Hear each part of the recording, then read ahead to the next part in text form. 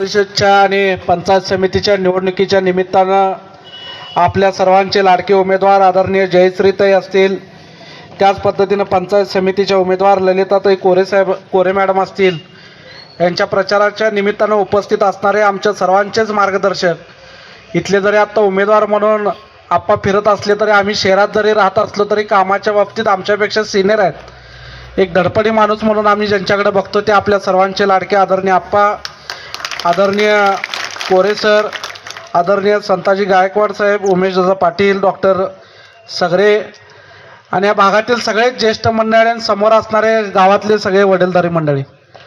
खरं तर आता कोरे साहेबांनी खरं अतिशय चांगलं बोलले. म्हणजे आपण घरी गेल्यानंतर विचार केल्यानंतर मला खात्री आहे की मतदाना दिवशी बेळंकी गाव हे कमळालाच लीड देईल, एवढं चांगलं भाषण आपण कोरे साहेबांनी बोलले. कारण की कामाच्या बाबतीत आपल्याला बोलण्यासारखं भरपूर आहे. 51 कोटी रुपये जर भाऊनी बेळंकी गावाला या 10-15 वर्षात निधी दिला असेल, 51 कोटी म्हणजे जोक नाही. आणि कोण करू शकतंय? सत्ताधारी आमदार करू शकतात. आज तुमच्याकडे अनेक जण मतं मागायला येतील, अनेक जण यांच्यावर टीका करतील, पण ते हे सांगू शकणार नाहीत की 18 तारखेला आम्हाला कामाला फंड कोण देणार आहे. ते सांगू शकणार नाहीत की 18 तारखेला मी काम गावातलं करणार आहे. ते फक्त टीका करणार, आप्पा बाद आहेत काय, कोरे साहेबांचं काम बाद आहे काय, या गोष्टीवरच त्यांनी मतं मागणार.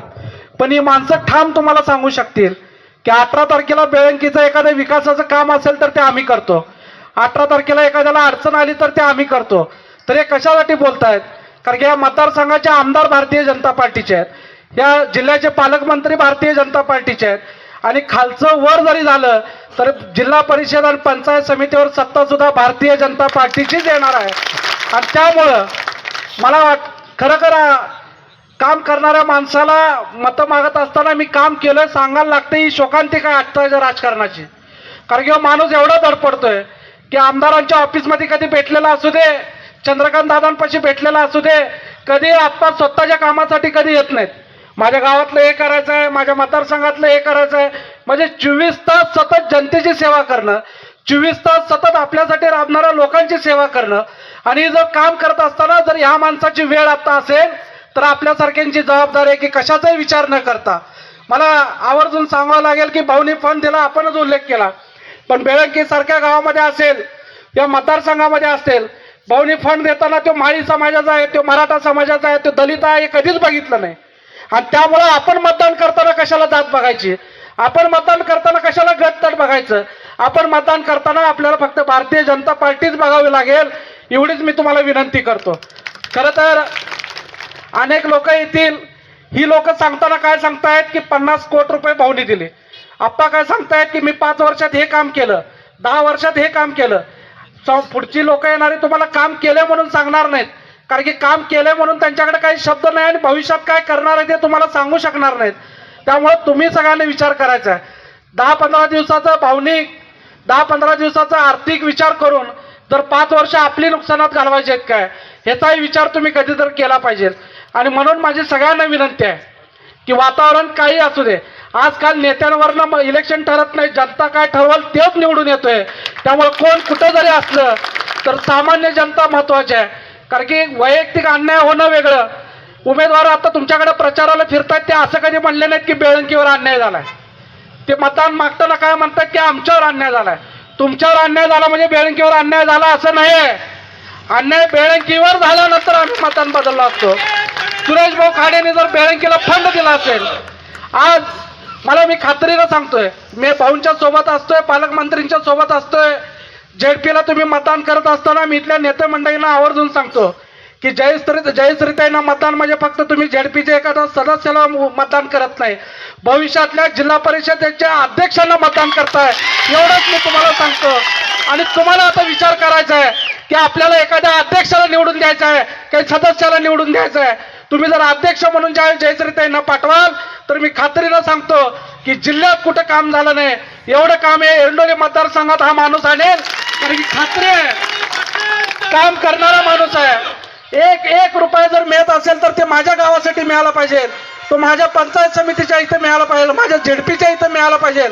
आज मला आवर्जून सांगावं लागतंय की सलगर गावचं जरी तुम्ही उदाहरण दिला तर ग्रामपंचायतीची इमारत आप्पाच्या संकल्पनेनं बांधतायत. मला वाटते जिल्ह्यामध्ये कुठंच अशी ग्रामपंचायत नसेल. आज अनेक फंड असेल. आज बेळंकी सारख्या मंदिराला, जे ऐतिहासिक मंदिर आहे, ते काम मला वाटते भाऊनी फंड दिला, त्याला 6 कोटी रुपये दिला. आणि याची जाणीव कुणाला नसेल. तर मला एवढं माहिती आहे की आम्ही जिल्ह्याचा ज्यावेळी विचार करत असतोय, ज्यावेळी हे मंदिर तयार होईल तर बेळंकी हे जिल्ह्यातलं अतिशय ऐतिहासिक मंदिराचं केंद्र बनेल आणि त्यावेळी तुमची पर्यटनाची व्याप्ती अनेक वाढणार आहे.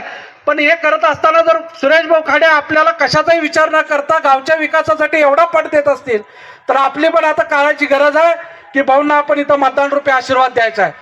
मी ज्यावेळी जसं तुम्हाला सांगितलं की जयश्रीताईंना मतदान देत आहे म्हणजे फक्त सदस्य म्हणून देत नाही, तर जिल्हा परिषदेचा भविष्याचा अध्यक्ष म्हणून मतदान देत आहे. आणि ह्याच्या उलीकडे आहे की ज्यावेळी ही सगळी मंडळी निवडून येतील, याचा लोक ज्यावेळी महाराष्ट्राच्या पटलावर मांडला जाईल तर येणाऱ्या 6 महिन्यामध्ये आपल्या सगळ्यांच्या आशीर्वादानं पुन्हा एकदा सुरेश भाऊ खाडे राज्याच्या मंत्रिमंडळात दिसतील. आणि हे जर करायचं असेल तर आपल्याला खालचे दोन्ही उमेदवार झेडपीचा असतील, पंचायत समितीचे उमेदवार आपल्याला निवडून देणं ही काळाची गरज आहे. आणि त्यामुळे मी तुम्हाला विनंती करतो करावं लागतंय की 1500ला विकणारी बेळंकीची जनता नसेल. त्यामुळं तुम्ही पैसे द्यायला येणाऱ्याला हेच सांगा की 18 तारखेला तुझे पैसे संपणार आहेत, 18 तारखेला मला काम पाहिजे आहे. आणि काम करणारी माणसं ही भारतीय जनता पार्टीची आहेत. आणि कुठल्याही परिस्थितीत तुम्ही बेळंकी गावातनं भारतीय जनता पार्टीला लीड द्या. आत्ताची परिस्थिती खरं तुम्हाला सांगतो लक्ष वेधण्यासारखी आहे. कारण की जिल्ह्यात असं वातावरण झालं की बेळंकीचे नेते एकीकडे आहेत आणि जनता एकीकडे आहे. आणि आता खरी कसोटी जनतेची आहे. तुम्ही जर लीड दिलं तर मी खात्रीनं सांगतो की सुरेश भाऊ खाडे आपण सांगाल तेवढा निधी बेळंकीसाठी देतील. कारण की त्यांच्याही शेवटी ईर्षेचा प्रश्न असतो. आणि जर त्या माणसानं आपल्याकडे फंड देताना जर कमी जास्त केला नसेल तर आपण पण मतात कमी जास्त करू नका एवढी विनंती करतो. आणि ज्या पद्धतीनं राबणारी लोक आहेत, गेले 30-40 वर्ष हे कुटुंब राबतंय. कोरे साहेबांचा पेशा आहे शिक्षकांचा आहे, म्हणजे काम करणारी माणसं आहेत, ही काय घरं भरणारी माणसं नाहीत. या लोकांचा उद्दिष्ट जे आहे की आपल्या दारात येणारा माणूस तो कुठल्या जातीचा आहे, तो कुठल्या गटाचा आहे, तो श्रीमंत आहे गरीब आहे हे न बघता आपल्याकडे एखाद्या अपेक्षेनं काम घेऊन येतोय आणि त्याचं कामच करायचं आहे ही भावना घेऊन ही लोक काम करतायत. त्यामुळे मी तुम्हाला कळकळीची विनंती करतो की येणाऱ्या मतदानाच्या दिवशी भारतीय जनता पार्टीचे